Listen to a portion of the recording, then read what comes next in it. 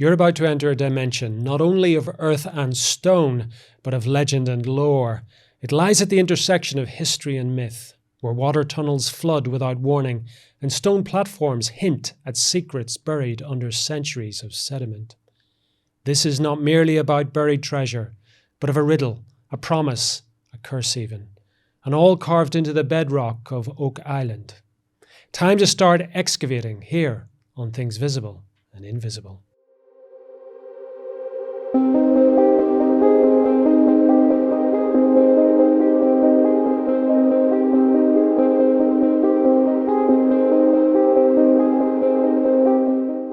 James McQuiston is a published author, independent historian, and recognised Oak Island researcher, the author of many books on the Oak Island mystery. His theories are deeply researched and rooted in historical documents, but still provoke controversy.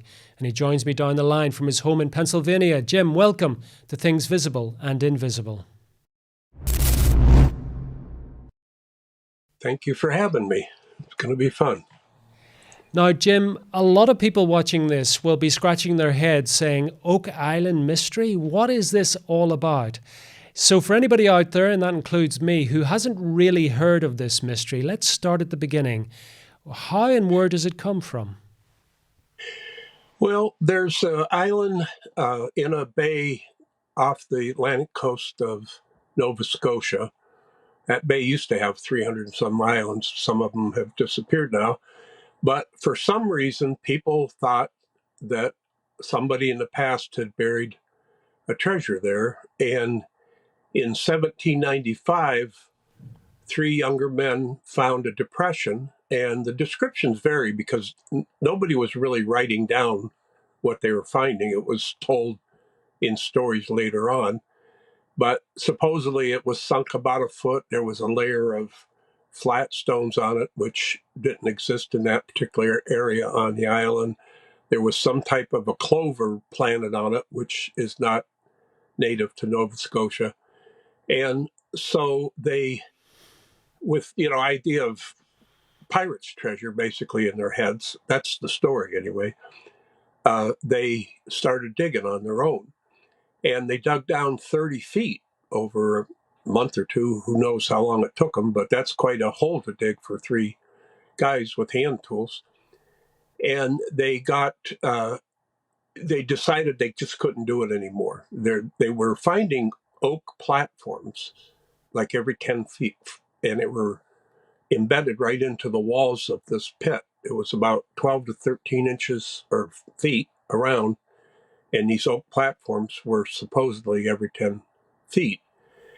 So they got kind of disillusioned, and so they let it go for a few years, and then they were telling their story, and they got some investors together, and they came over, and they dug it down to eventually to 90 feet, 80 to 90 feet. That's also debatable. And they found a stone at the bottom that had inscriptions on it that weren't normal to read.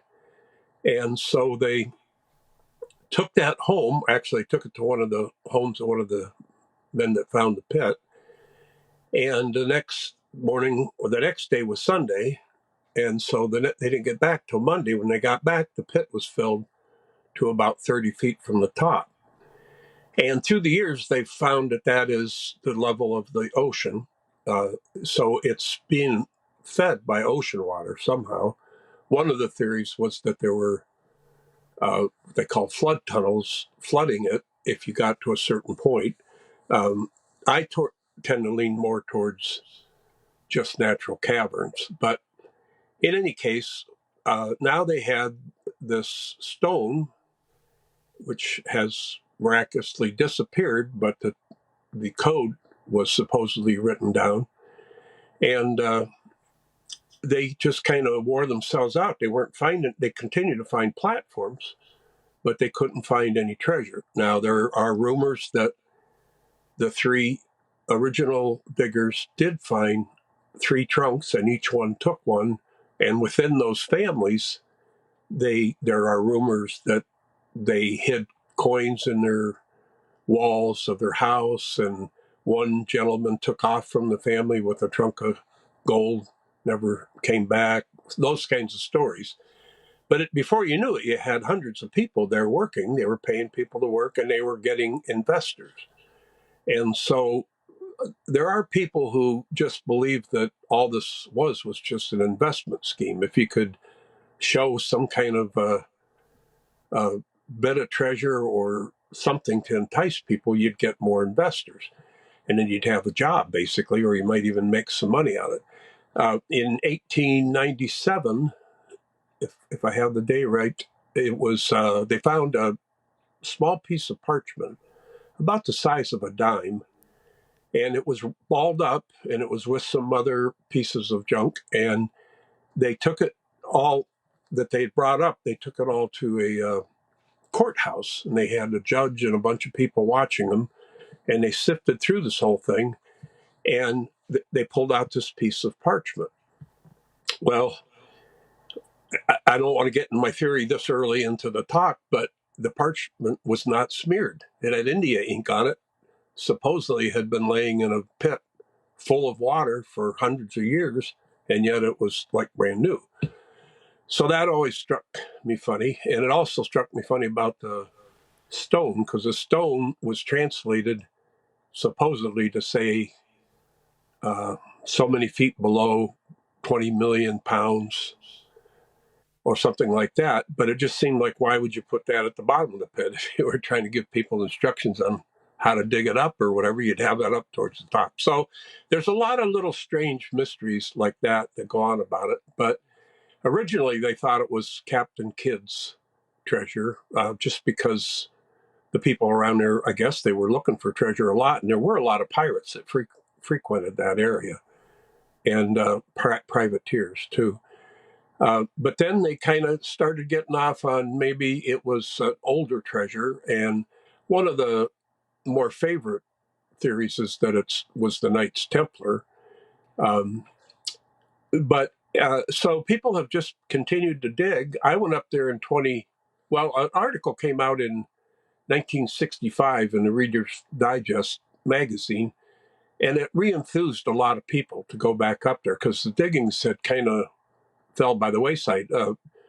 One of our former presidents, Franklin Roosevelt, had been up there in 1909, and I've connected him directly to my theory. But that was about the last time that there was really much going on. And then after 1965, then that enthused a whole bunch of new people. That's when Dan Blankenship and Fred Nolan, who were two of the old timers, they're gone now, but they both spent around 50 years there, and their lives and their fortunes and everything else. And there was a few people. One died with a boiler blew up. Another one died that fell into a pit.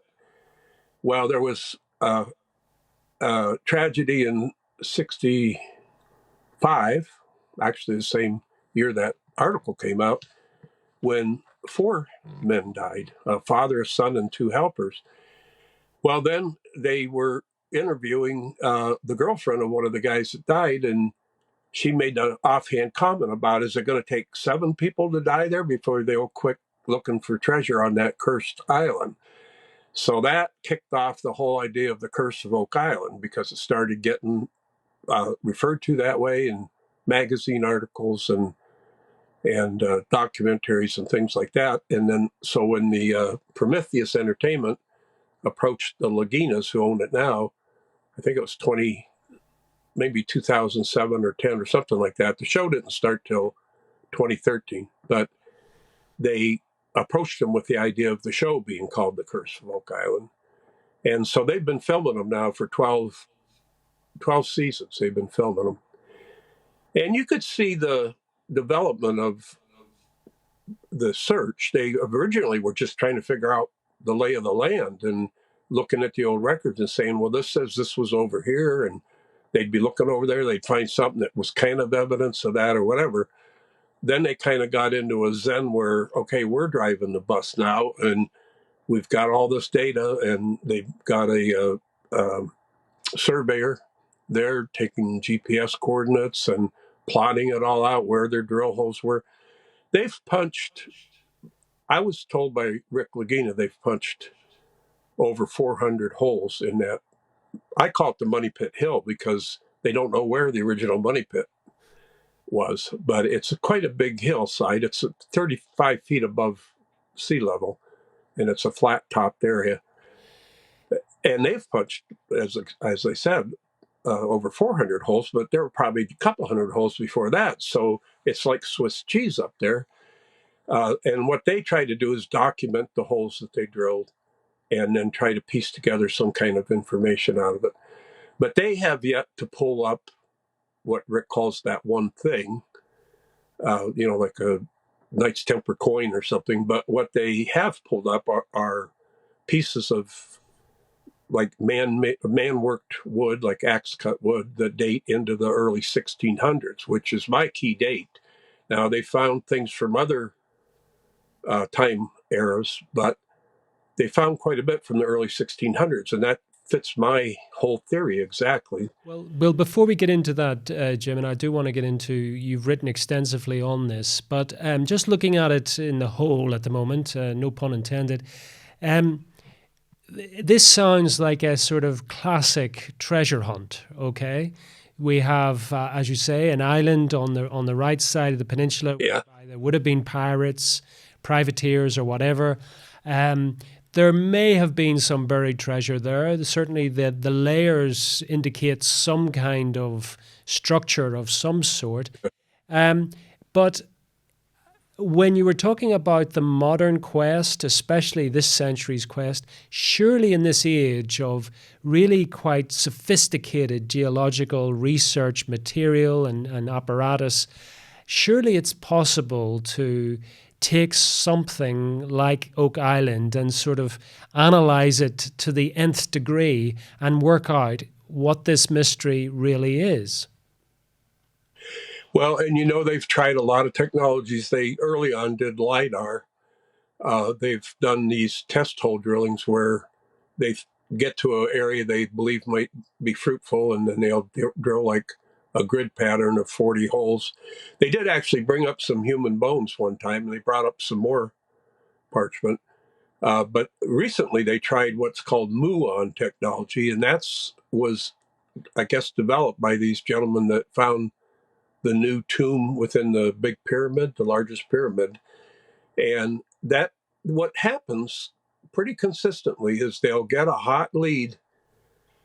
Somehow, some kind of technology will show an area underground that's been disturbed, but they'll get down there and they won't find anything. They'll find a lot of wood, and they carbonate a lot of the wood, but of course it destroys it. So the bigger chunk you have, you can cut a piece off. But if you just have small items, they're reluctant sometimes to carbonate them because they're not going to get them back. And actually, that's the case with that piece of parchment, because you'd think, well, you found a piece of parchment, get it carbondated, and that'll answer the question. But it's so small, Rick said, it will totally destroy it. So they are reluctant to do that. But they've done some big canisters that were like 60 inches around. And actually, I think that might have been the diameter of them, 60 foot. They're just gigantic. And they go down and they have a hammer grab that pulls everything out. Well, the lion's share, what do they pull out is old timbers. And so they know they're digging into where other searchers had been. But every once in a while, like that piece of axe-cut wood, that dated back to 1626. They also found a T-square that dated back to 1632, which is my key date of this whole thing. And they found another chunk of wood from, there's three pieces of wood that'll matter. One is if it's worked by man. One is if it's been in a fire, because that's kind of a window in time. It didn't lay there for 80 years on fire.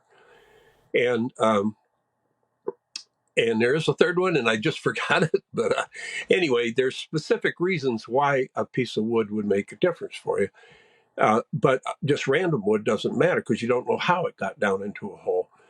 But so those kind of things, they get it. And I guess it's very expensive. They send it down to some place in Florida, I believe. And Craig told me that it was very expensive to do. That's why they don't just send it off. I said, what you guys need is you need a carbon dating lab right on the island, and everything you find, run it right there. But they have quite a archive room, and they have a lot of testing equipment. They have actually the best metallurgy testing lab in all of Canada right now. They can put an item inside of a thing that looks like a toaster oven or something, and they clamp it down. It reads it two different ways, gives two different readouts. They compare them. Quite often, they're exact same readout. They have things that will take, say, a rusty piece of bolt or something, and it will erase all that right down to, I mean, visually, photographically, I should say. It'll erase that all down and show what's left. So quite often they'll find like a print, like a design underneath all the rust that they didn't know was there. They found a number of oddball coins. They found a Chinese coin. They found a few Roman coins. They've actually found some Charles II coins, which would put them after my date, but there would easily be a reason why they would be there based on my theory. So they do have a lot of technology, and I think it's surprising to them and to most of the viewers of the show that they can't pinpoint it better, because if they're not going to figure it out, it's not going to get figured out with all the money they've thrown, millions of dollars they've thrown at it. And some people say just dig up the entire island and run it through a sifter, and then you'll have the answer. But that wouldn't technically be possible, I suppose. But there's always an element in these situations, Jim, where sometimes the mystery, the fact that it's an unsolved mystery, is really the fascination. I mean, you alluded to the 1965 article in the Reader's Digest, and subsequent to that, this sort of gaining interest in this island.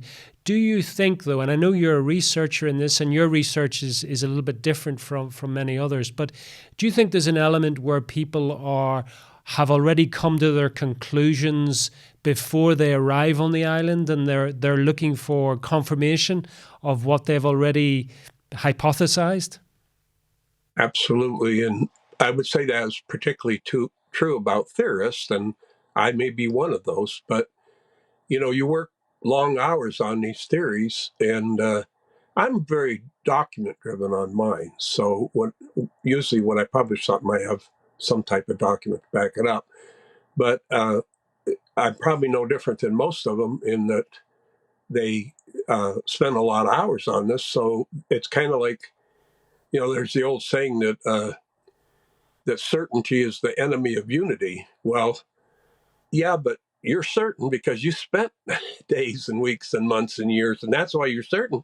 And you just don't want to throw away your theory and agree with someone else just for harmony.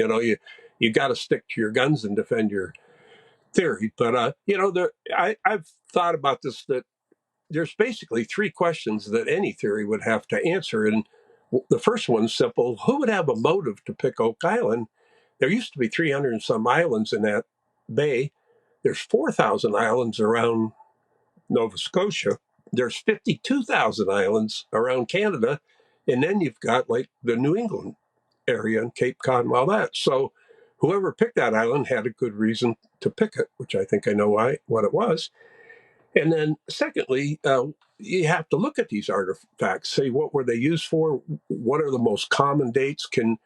What I would do is rank them by, we're absolutely sure on this date, we're guessing at this date, somebody said this could be that date, and then let the cream come to the top. But the biggest question of all is, why didn't whoever buried it there come back and get it? And I get that question a lot because I have a YouTube show on it, and of course my books. I get lots of messages and emails, lots of theories. I get a lot of theories, but that's one of the bigger questions. Well, if they left something there, why didn't come back to get it? And I think my theory answers that too. So that's what everybody's kind of struggling with, although I think some of us tend to be more pragmatic, which I definitely am pragmatic about my approach. Others tend, it's well known that if you want to connect with people right away, you jump right to fantasy and mystery and all that, because people just they want their lives to get all excited right away. And in my case, I think there's enough there to be, of course, I like history, but I think there's enough for everybody to be excited about. So it's your point of view. I always think, like if you gave the same guitar to like Eddie Van Halen or, B.B. King, somebody like that, it'd be the same guitar, but they'd all play it different. Well, these are the same facts. Everybody's working off the same facts, but everybody's playing the guitar a little bit different. And but I've enjoyed it, and the Laginas have been really good to me. Prometheus has been really good to me. I've been up there, I think 6 times. I've been in 7 or 8 war rooms.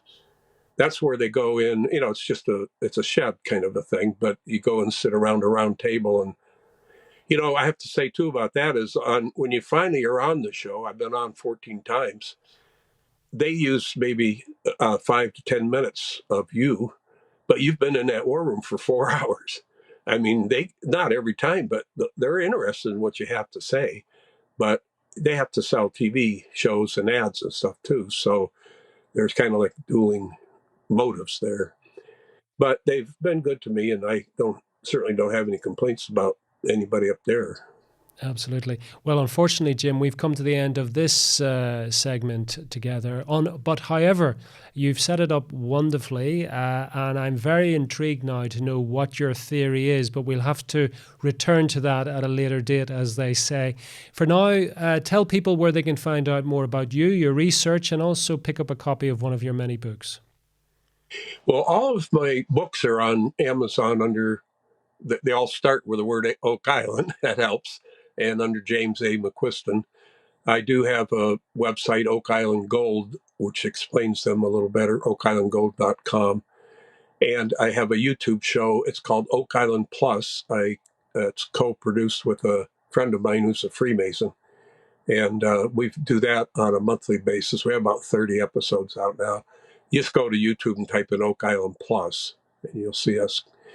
So I'm kind of all over the web one way or the other, but my biggest thing has always been just to get the story told. I guess I'm a storyteller at heart, and I'm not making a fortune off this or anything like that. I'm just trying to get that story out there, and of course it's a Scottish story, so that makes it even more exciting to me because my family's from Scotland. Okay. For now, Jim, thank you so much for coming on Things Visible and Invisible. Thank you for joining us on another episode of Things Visible and Invisible. We're dedicated to uncovering phenomena that challenge our understanding of reality, from ancient enigmas and paranormal encounters to scientific anomalies and forgotten histories. If you enjoyed this journey into the mysterious and unexplained, please consider subscribing to our channel and hitting the notification bell to stay updated on future explorations. Have a personal experience or story that aligns with our investigations? We'd love to hear from you. Visit our website at tvi.show and reach out through our contact form. While we can't feature every submission, we review them all, and your story might be featured in an upcoming episode. To support our continued investigations, please consider becoming a Patreon supporter or channel member. Your contributions make these explorations possible and give you access to exclusive content, early releases, and monthly behind-the-scenes discussions with our team. Don't forget to check out our merch store. We've got everything from TVI-branded t-shirts and hoodies to stickers and coffee mugs, perfect for showing your support while keeping the mysteries close. Thank you for watching, and we'll see you next time as we continue to explore the things visible and invisible.